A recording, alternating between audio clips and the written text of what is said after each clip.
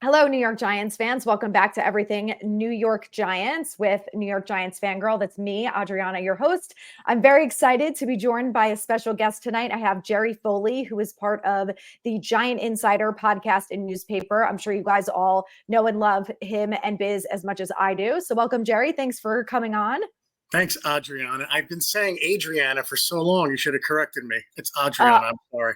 I'm honestly not even bothered by it anymore because my whole life, not anyone has ever pronounced it or spelled it right. So I'm All just right. used to it at this Well, point. I mean, I'm Jerome, and I quickly correct people and say Jerry, so I get it. So you will now be Oh, Adriana. So when you ask a question on our podcast, I'll say it correctly. So there you go. okay. I never knew that was your full name. Yeah, no, it's my parents' sick joke, Jerome. Yep. So, I feel your pain. I have three brothers. Their names are Zach, Jake, and Luke. I'm like, oh, okay. seriously? They Nice. all have easy names. I'm the one with the long name that no one can spell or pronounce. Yeah, nice. Jake's a cool name. Jake would have, if I could produce males, Jake would have been one of our sons' names, but On okay. that list. Yeah. It happens. So a lot going on in Giants world over the last 24 hours. So I know you guys covered it on your podcast. So I figure we'll just kind of recap it a little bit Yeah. here. The Isaiah Simmons trade, the Boogie Basham trade, and then of course getting the roster down to 53. So just give me your overall thoughts on how you're feeling about the trades, seeing Simmons on the field. I know a lot of us were surprised to even see him out there, and just what you're feeling about the roster so far. I'm ecstatic. I think, and my sound is not good, so that's my fault. There you go. I'm ecstatic. I love this. I was saying I love this roster. I love the mix of veterans and young players who are rookies or second-year guys who can come in and make an impact. I think what Joe Shane has done has been incredible. And I joke that, everyone loves Brian Dable, and rightly so. But Mm-hmm. Shane is not forgotten, but he's kind of in the shadows of Dable a little bit, at least in my eyes. And then he goes and gets Isaiah Simmons. He trades a seventh rounder or whatever it was for Basham. Like, he has the draft he has. Like, he is such a good GM. I love the way this roster was put together. We are way more talented than we were last year. Mm-hmm. And I a couple of people last year, but I think we can do the same this year. I know some people are starting to say like the Giants can make a deep run, but I don't know if how seriously the rest of the NFL takes them right now. We'll see. But I love this roster. I don't care what other teams think or whatever, but I love where this is headed. Yeah, I feel the same way. And someone else who I feel like doesn't get enough praise is Brandon Brown, more so because he's more behind the scenes. But I just feel like that him and all of the scouting guys, like I think you guys talked about this a little bit and something that I've been saying, the fact that our 5th, 6th, and 7th rounders are going to be starters this year is incredible. I mean, something that we never could have said over the last probably 5 to 10 years with any of these draft picks. And like to know that we're going to see Hawkins and Banks out there week 1 against the Cowboys. We're probably going to see a bit of Jordan Riley and of course Eric Gray. It's wildly impressive. And I can't believe the work that they have done between all of them, the whole front office. Yeah, I mean, they got 3 first-round grades in their first 3 picks. Banks, Schmitz, and Hyatt. And Gray's going to play a significant role. Riley's going to play a significant role, and Hawkins is going to start. Like that's, and I hope Hawkins works out because what a great story, a 6th rounder from Old Dominion.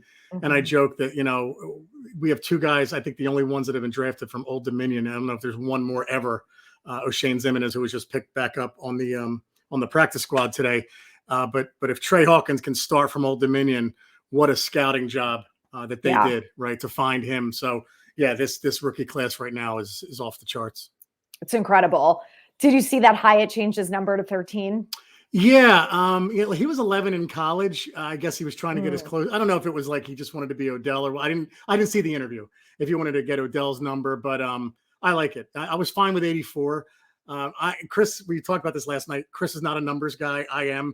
Mm-hmm. Numbers freak me out on certain players. Like I love that Deonte Banks traded 36 for 25. I hate 36 on a corner. So I think 13's a cool number for him. He just looks faster.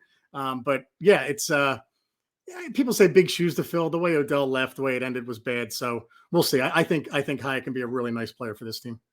Yeah, I agree. I was thinking about that today because I'm going to Cape Cod this weekend. My in-laws live there. And every time I go there, I joke that I'm on the hunt for Dave Gettleman. And like one of the first Hmm. questions that I probably would ask him is why he traded Odell out of like all of the other decisions that he made. I just think that is so mind-boggling. But I'm curious to see how that goes, Odell with the Ravens this year. Yeah. But what is your going into this season? What is your biggest concern? It's still the O line. Yeah. And it's besides the depth, which is horrifying to me. I mean, after seeing Corey Cunningham and then Oh, Pear is the upgrade. It's not just that. It's scary. will Neal step up to be who we Mhm. think he is? I think he will, but I'm Yeah. concerned about the guard play as well. You have to be. Glowinski's okay. You hope that Azudu takes one of those roles. Lemieux looked good the other night, but it's still the offensive line. It's better than it was with Schmitz and Thomas and Neal, but the guard play is a little suspect, and the depth is horrific. Absolutely horrific. And it's baffling to me that it's taken so long. Yeah. Like it feels like we've been working on this line for so many years and it's still not there yet. And someone asked me, and I thought this was a really good question. So I'm curious to see what you would say about this. And I'll use Matt Pert as an example because he's been here for a couple of years and he's seen both offensive line coaches. Yeah. How much do you think it is based on the coaching versus based on the talent? Because we've seen Andrew Thomas take big step forwards. The assumption is that Evan Neal is going to take a big step forward. With someone like Pert, do you think that it doesn't matter who the offensive line coach is? They just can't make him that much better? Yeah, I think it's more talent, obviously. And if you look at like who has struggled with the Giants over the years when they were cut, where did they go? Like Bobby Hart, okay, he was cut. He did not excel at other places. He just filled in. Justin Pugh was okay. Weston Richburg, I think, went to the 49ers. It was okay. I mean, we just have not been able to solidify that portion of the team over the last 10 years. And it started really, even in 2011, it was not they were getting older. And it's kind of started there and just hasn't stopped since. I mean, we had a bad running game in 11, still won the Super Bowl because of what Eli did, but it just seems like franchises get stuck on certain positions and they can't make it work. I don't know what it is. And it seems like it's gotten better. It's not doom and gloom, but we struggle fixing this line still. So I think it'll be better, but there's still some holes, I think. Yeah. Do you think that now that Darnay took a pay cut, that they'll use some of that money towards someone like Justin Pugh? I just feel like they can't not bring in guards and tackles over the next week or 2 weeks or so. Yeah, especially tackles. And the problem is, like, I'm looking at who was cut. I don't know who they'd bring in. Like, who's an upgrade? Like, when they got Julian Davenport, you saw what he did the other night. It was just, oh my God, he's get off the field. Like this is no answer, right? So I don't know who's out there. I mean, Pugh is the only one that we kind of know, but I don't even know if there's an option right now. It just might be we have to roll with Parrott until, I don't know, and if there's a trade or something. But I think this is what at this point, I don't know who else is there. I can totally see them going into the season with this. Yeah. I know it's a little scary. I was thinking about that too, because you see all of these cuts and I'm like, how is it possible that there is not one or two mediocre tackles who's better than Matt Pert out there? I just find it so hard to believe. Like you're talking about 30 guys who were cut per team. There's got to be at least a handful of tackles and guards that were let go. Yeah, and then you wonder like how deep, how are other teams having the same problem? Are they not deep either? So who are they going to let go? I saw Tyree Phillips got picked back up today. That's kind of a good thing. I don't know if he's the answer, but it's something. So to go in with Pear, it is what it is right now. You just got to hope that Thomas and Neal stay relatively healthy and that it doesn't hurt you too much, or that McKethan comes along. He's kind of the X factor. Like, is Marcus McKethan? Can he be someone that we can rely on? Because it's not Matt Pear. I don't know, unless something changes. I don't see how he can be a reliable swing backup tackle. Yeah, and that's what I wonder about Izzudu too, because we haven't seen a ton of him. Is there the possibility that he's going to continue to grow this year and, replace either Bredesen or Glowinski? Someone has to. Yeah, yeah, and look, he was a third round pick, so they think highly enough of him. Here's another one. Like, so many guys from last year were injured, right? From that rookie Yeah, class, you had Beavers, you had Wandale, Azudu. There's more Davidson. Like so many guys were done for the McKethan. year. McKethan, right? Another one. Yeah. So you don't even know really. Like it's almost like it's his first year, but McKethan, it really is his first year because he got injured so early. But Mhm. yeah, they're hoping that Azudu. Obviously, they're hoping that Azudu can be something, but yeah, I mean, it's all a crapshoot right now, unfortunately. Yeah. Were you surprised that they put Aaron Robinson on IR versus just waiving him? I was, and I said that to Chris last night Yeah. on the podcast. I was surprised. I just thought they'd waive him, and then that it's like that 2021 draft, right? It's Ojolari, uh, Gary Brightwell, and Aaron Robinson, the only ones left. And I thought that it was only going to be Ojolari that's left. I was surprised Yeah. Brightwell made it. And again, Me to Chris's too. credit, he was saying now he's going to make it special teams, special teams, special teams.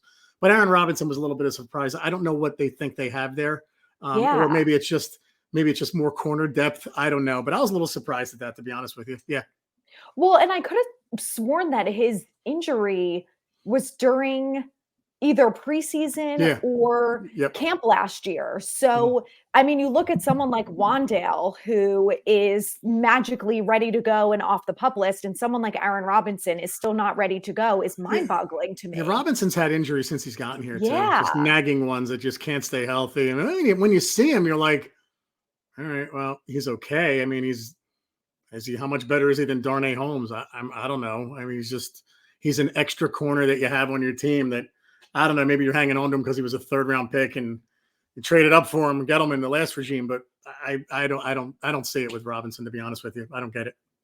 Yeah, I'm shocked that he's still here, but I mean, I feel it's like Matt Pert. Like they must see something in him that they feel like is worth keeping him around. Well, I think Matt Uh, Pertz is more like who else do we have? I don't know because unless Tyree Phillips, it can get healthy and supplant him. The other option was like Corey Cunningham. I think Parrott is more like, ugh, well, let's see what we have. And they said he improved, but I didn't see it. I don't know. I didn't see much of that either. Yeah, right. So, but Robinson was a little more puzzling. It was like, oh wow, okay. So, but Yeah, I thought he would get cut as well. yeah. So it'll be interesting to Yeah, see what happens. Maybe they just think like he can be a depth piece. Um, I yeah. don't And know. right now, that's what they're thinking. Like he's the next man up for right or left tackle. So, if he comes in, I imagine there'll be a lot of rollouts to the other side. So Jones will be rolling out. The runs to Saquon will be to the other side. So, Yeah. God bless Daniel Jones if Perk comes in. But maybe he'll turn it on. Maybe something will click. I don't know. You got to trust Dable and Shane Mhm. somewhat. If Dable's saying he improved, then okay, cool. Let's see it. But you just haven't Yeah. seen it yet. That's all. Yeah. It's going to be an interesting season. So I'm with you on the fact that I think the Giants are going to end up beating the Cowboys week 1. Yeah. But we have talked a lot about superstitions because I'm superstitious too. Yeah, me too. So, will you do like what's going to be your routine on week 1? And are you going to the Cowboys game? And does that affect your superstitions? It will. I'm doing we're doing a what is it? A watch party on our YouTube channel. I'm going to do that. Okay. And if they win, I'm going to do one until they lose. So, I mean, Okay. that's how it works. And then what did I wear that day? What did I do that day? What did I eat that morning? What did I eat the night before? My wife puts up with a lot. So, yeah, I will be doing everything if they win. If they lose, then all bets are off. Yeah. But yeah, so it's going to be, I'm going to have a watch party. Chris might try to chime in as well, but I think it's a good way to engage everybody. It seems like, the followers are all into it. So we'll give it a shot. Mhm. But I'm not going week 1. The game I'm definitely going to is the Jets. And there'll be a few more that I go to as well. But Okay. my one daughter goes to school up in North Jersey, so I usually give her the tickets as well. So Okay. yep.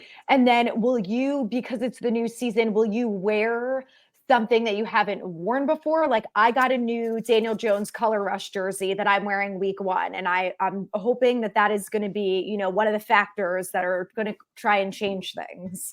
Yeah, I tend to go shopping right before. I'm not a jersey guy anymore. Like I just think Mm. and I don't judge anyone, but I'm 48.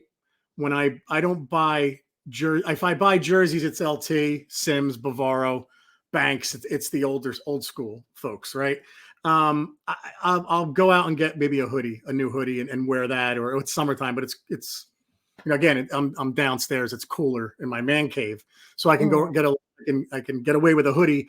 It's probably something like that, and then if it works, I'll wear it until they lose, and then I'll change up. So, but I get what you're saying. I'm very superstitious with all that. Sure. Yeah. And even during games, like if we're losing, I move people around in the room. I'm like, no, change seats, everybody. Oh yeah. I at halftime will change into a different Giants shirt, jersey, something, put on a hat, something. Yeah. And my wife feels that way too. Like she'll say, I'm not coming downstairs because they're going to lose. And she doesn't want to, she thinks she's ruining the juju. But yeah, so I'm totally superstitious with all this. Absolutely. I'm a lunatic.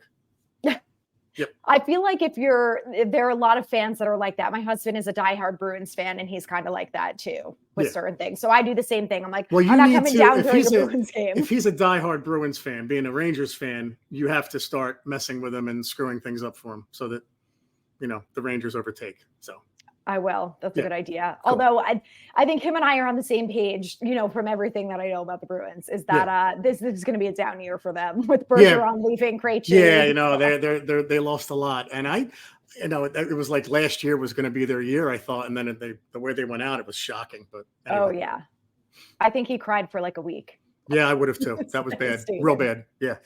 Yeah. I want to talk about the Jets for a second. I'm going to go to that game too, but what do you make of the whole Aaron Rodgers? I don't watch Hard Knocks, so I didn't see the whole thing, but I saw the little clip, and someone who was at the preseason game actually texted me after it happened and said, I just saw Hottie and Rodgers get into it on the field. I don't hate the Jets. To me, they're not in our division. I don't really care that much about them. Like, obviously I hate the Eagles and the Cowboys. So the Jets I'm indifferent about. And I was kind of on board with Rodgers. I was like, I feel like he's kind of turned over a new leaf. He seems like a little bit of a different guy in New York. And then when he said that to Hottie, I was like, all bets are off. I am done with you, Rodgers. I hate you. I hope you guys lose. I never hated the Jets really until they got Rex Ryan as their head coach. And he started calling out the Giants out of nowhere. Like, we're going to be the best team in town. I don't want to piss off Giant fans, but over the next 10 years, we're going to be the team to beat. And then in your second year, or that when that book came out, rather, in 2011, we won the Super Bowl. So it was like, Rex, I mean, you can't make that statement and then the team you're talking about wins the Super Bowl that year. And then they got Todd Bowles, and it's almost like they just kind of go away for a while. But when Robert Saleh took over, he made a statement. He said, well, Jets fans are more passionate than Giant fans. And I look around this room and I laugh. I'm like, oh yeah, no, totally. You're totally right, Robert. Yeah. What we do on social media with podcasts. I mean, every Giants fan seems to have a podcast now, and you meet Giant fans everywhere and read about the lunacy that they go through on Sundays and how they got it from their parents or their father, their mother, whatever. That pissed me off when he said that. And then it kind of went away. And now this happens. And it's just like, I as a Ranger fan, and I'm going to relate it to Jets fans, like, I don't understand. I see the flaws in every fan base. And as a Rangers fan, when the Rangers get someone, they're like, Stanley Cup. Patrick Kane, Stanley Cup. Tarasenko. And it's like, guys, let's relax. We haven't won anything since 94. The Jets fans are like the inverse of that. Like, they're the football version. And when they got Aaron Rodgers, look, you have a great defense, Jets fans. Your offensive line is going to be your Achilles heel. You better make sure they keep him upright. So when they got Aaron Rodgers, it was like, oh my God, here we go again. And then you see that with what he said to Jihad Ward. And then, Ward was pissed off because of the hit that Cobb laid out on I think it was Bobby McCain. So, it's just, again, they're such an annoying fan base. They really are. Jet fan friends of mine are pretty quiet, but overall, if I had to lump them all together, it's just a very annoying fan base. And they are so amped with this Aaron Rodgers. And I get it, but that's a very tough conference and you have a tough division. Yep. Play some games first, guys, before you start crowning yourself. So that's all. Yeah. Yeah. Well, and that's how I feel about Cowboys fans too, and why I always give them a hard time Yeah. because you can't you can't go into a season every single year, regardless of what happened in the offseason, Right. and say we're gonna win the Super Bowl. Right. It's just it's just asinine. Yeah. And It makes that's why I no always say, like, sense. I hate the Eagles the most, especially because of where I live. I live in Central Jersey, but at least Eagle fans know their team. Like they'll tell you Right. they'll tell you the third string right tackle. So there's a level of respect there that I'm like, you know what? They know their team. Mhm. Cowboys fans, it's like, well, they have the star on their helmet. Probably 20% still say Nate Newton plays for them. I don't know. I mean, it's a lot of it seems to be a very shallow way of rooting for a team. So I don't take them that seriously. I really don't. Yeah. Unless you told me that you've made the trip to Arlington or wherever the hell they play, then I'm like, okay, I get it. But most of them, it's like I just lump it in with and I'm a Yankee fan, but I lump it in with like Yankees, Dallas, Celtics, Duke basketball. Like, okay, at one point you just were a front runner, so you like the Dallas Yeah. Cowboys. So The Pats too. yeah, Bandwagon. and again, you live in New England, right? Like Mhm. the Pats were never a thing until Drew Bledsoe. I'll even give you. Yeah. A lot of people say Tom Brady. It's really Drew Bledsoe. That's when in '93 when they got Parcells and Bledsoe. That's when people started following the Pats because Connecticut used to be Giants Red Sox territory. Yeah. Now it's like, okay, Red Sox Patriots because they're relevant now. So Right. Yeah. We always joke that if we have kids, they're going to be that, like, they're going to be made fun of in school because they're going to be like a Giants, Bruins, and all over right, the and place. you can mix fan. and match. You can mix and match, but you've got to have a level of attention to that Yes. team. Like you can't just be no one likes the Cowboys as much as me, and then on Sundays you're like not watching them. It's like, okay, so Right. take it seriously. Yeah, got to be all in or nothing. Right. Yeah. That's it. That's why I say like I like the Yankees, but I'm not a diehard because I don't have the time like for baseball, 162 games. Like my devotion is Giants and Rangers, and outside of that, it's like, well, okay. Yeah, it's for the best this year. I was just watching that game before. I'm like, why am I still watching this? They're going nowhere. Yeah, it's tough, and I know Chris is enjoying it, but he doesn't rub it in. He's not that kind of fan, but I don't blame him for enjoying it because he's a Red Sox fan. But it's a weird year. New York baseball is terrible. Like football cannot come quickly enough, and I think that has something to do with it. To be honest with you, I think the Jets fans are psyched because if they're Mets and Yankees fans, then they're pretty miserable. So right, so they have something else to look forward to. Yep. So one thing that I've been thinking about for this year, and I think that this team, based on what we saw last year, I know there's a lot of talk of the sophomore slump and that kind of thing, but I think that just based on the coaching, the up level in talent, that we're going to see a better team. And I know we have a harder schedule, but to me, that's not an excuse. Like you're overall a better team. You need to win games, whether they're away on Sunday night, Monday night, whatever. So do you think that even though this is a better team, are you worried at all that it's not going to show up in the wins column? I was for a while until I started going down the schedule. And look, as the season gets closer, I get more brazen. But I'm like, no, we can beat this team. We can beat this team. We can beat. And I think I ended up being 13-4 at one point. My friends were all laughing at me because you just don't. But I mean, you just don't know what's going to happen with the other teams. Like, yes, on paper, these teams improve, but who the hell knows week 3, right? Like Brock Purdy, if he's the quarterback, is he going to have the year he had last year? Like right now, you mark that down as a loss because it's a short week, but who the hell knows, man? Like on paper, the 49ers will probably win, but the game's not played on paper. So I have to put a lot of trust into what Dable and Shane have built here. The fact that we have, the coaching staff returned has to help too, defensive and offense. So I think we all get caught up in that game a little too much, but I look at the schedule now and I'm like, yeah, it looks tough, but we can take. You're going to win some games that you don't expect, and you're going to lose some maybe that you don't expect to lose. So the only game that I think is like, oh my God, if we lose, we're in troubles week 2. It's like, guys, got to beat the Arizona Cardinals with this team. That's the one that just jumps out. Like, okay, can we mark that as a win, please? So. Right.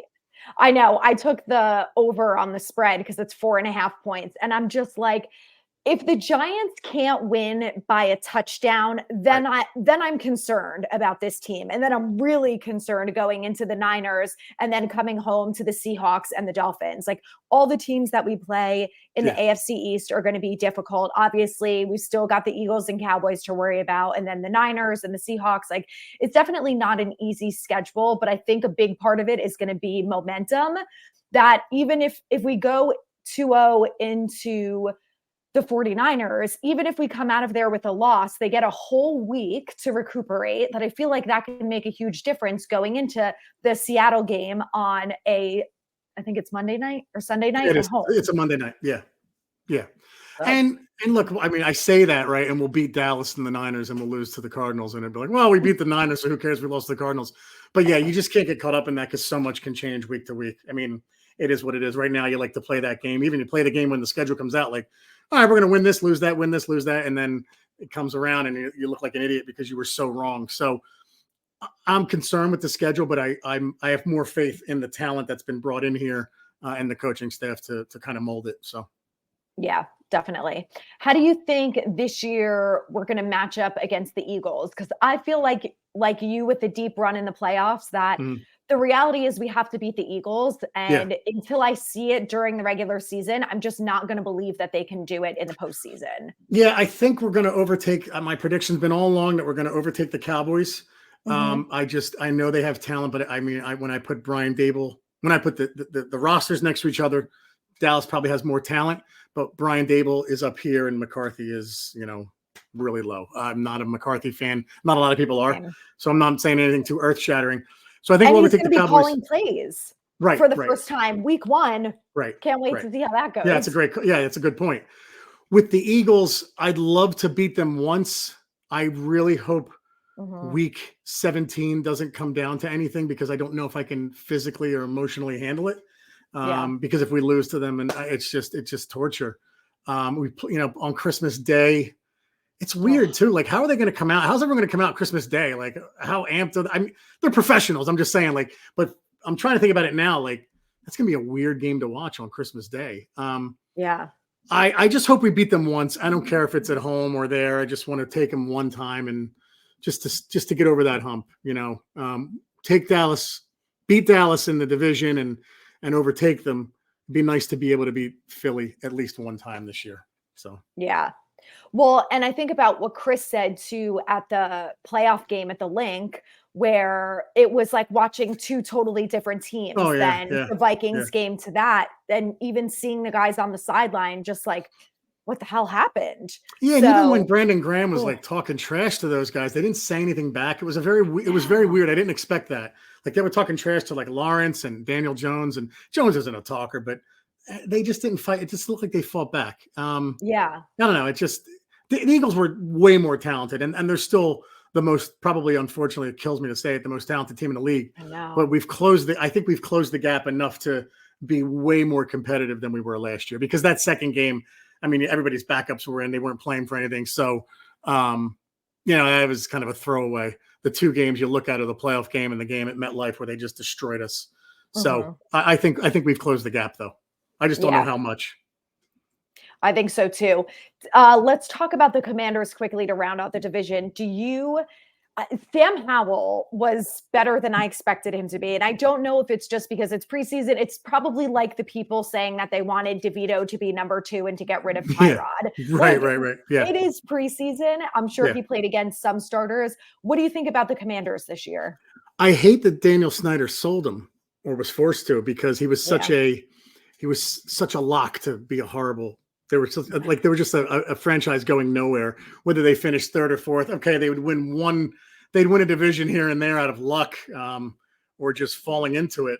But in all seriousness, like when he sold the team, or when they forced him out, it was like, oh man, this is now they're going to be another threat eventually, maybe. The biggest issue with them was quarterback. Like, when they got Carson Wentz, I was psyched because he's the terrible player. He's a terrible quarterback. He's only gotten worse. So Sam Howell's kind of an unknown. He was someone who dropped in the draft, and one of those guys you got to watch out for. Like, did he drop? Was it warranted, or did scouts overlook something there? So he has looked good so far, but I still think they will finish last in the division just because, Mhm. it's a rookie or very inexperienced quarterback. And, you look at the rest of the division, it's like, I don't see how they can overtake anyone right now. But, they're there's nowhere to go but up for them. So Right. we'll see over the next couple of years how it turns out for them. They still have a good Yeah. front seven, really good front seven, and some Yeah. weapons in the receiving game. So Yeah, I think that's going to be interesting. And at least by the time that we play them, our rookie corners are going to be well into the mix by then. I just hope yeah, that week 1 that they can match up well against the Cowboys. That'll be the first test, and yeah, we'll see how they do. yeah. And it's interesting. Like Hawkins and Banks are gonna be on the outside, and Dory's gonna be in the slot. Like Chris has been saying all Mhm. along, this is not an experiment. They're gonna do this, Yeah. and it's gonna be a hell of a test because the Cowboys have some weapons. So it's like whereas Snyder was always the thing there that would keep the Commanders down. I think of the Cowboys like it's Dak Prescott. I was never a Dak Prescott fan, never a believer in him, and Mhm. eventually he'll just implode. And might with the combination of him and McCarthy, I don't take them seriously as a serious threat in the NFC. Yeah, I agree. I think we're gonna.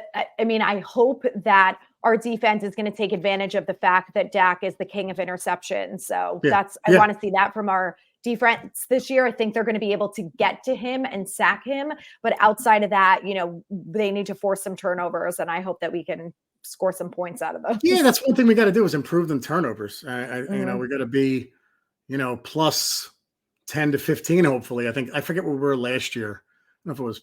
I don't want to I get think it it was. wrong. Like plus I want to three say or it was like, something. I don't know. yeah, it So it was was not a lot low. at all. If it was positive, it wasn't much over zero. But this year we got to improve on turnovers. You got to get more turnovers. I think we were one of the last teams in the league last year. So hopefully Ball Hawkins and Banks can help with that.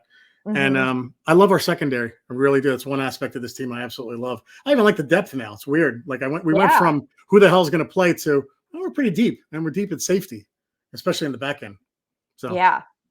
I'm excited, and I think Wink has got to be super hyped. And we could tell, I'm sure, based on what Chris said too, that Shane went to Wink first and said, "What do you think about Simmons?" So I think the fact that they brought him in, we saw how excited Wink was after the draft when they got Banks. I mean, he's just got to be like salivating at the things that he's going to be able to do this year versus what he could do last year. So and I how think good we're going to is be a how's top 10. yeah, how good does that have to feel if you're a coach and your GM is Yeah. bringing these guys in, right?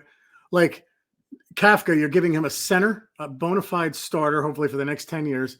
And Hmm. you're bringing in Jalen Hyatt, Paris Campbell, Darren Waller. Like you're bringing in weapons, right? And Yeah. then on defense, you're bringing in Isaiah Simmons and you're drafting Jordan Riley and Banks and Hawkins. It's like, man, they're loaded. And I'm Okereke. Like, I don't want to forget any of these guys, right? Yeah. Nacho, Sean Robinson. Like, holy cow. Like, how good does it feel if you're a coordinator on this team that your GM gets it and brings in all these players for your team to get better? So, Yeah. I think that was a good incentive for both of them to stay. And I hope that we can keep them just one more year. Like we need them maybe one more year yeah, so we can get that much closer to a Super Bowl and then they can go I do just, whatever they want. I feel like if we keep Kafka, it's going to be because we didn't have a good year. Yeah. And I don't see that happening. I see our offense being really good. I just think Kafka's a goner just because of the nature of who teams hire. They want the young offensive guru. Hmm. I don't see how he lasts after this year. And Wink, it's tough because, he's I don't want to say there's ageism, but, older defensive coordinator, it's like, how coveted is he going to be? He may get some interviews, Right. but I don't know how serious teams will be. Maybe someone will. I mean, you wish nothing but the best for these guys in their lives. Like if that's good for them, Giant fans will understand. But yeah, I don't see how Kafka comes back next year unless the Giants offense regresses. Yeah.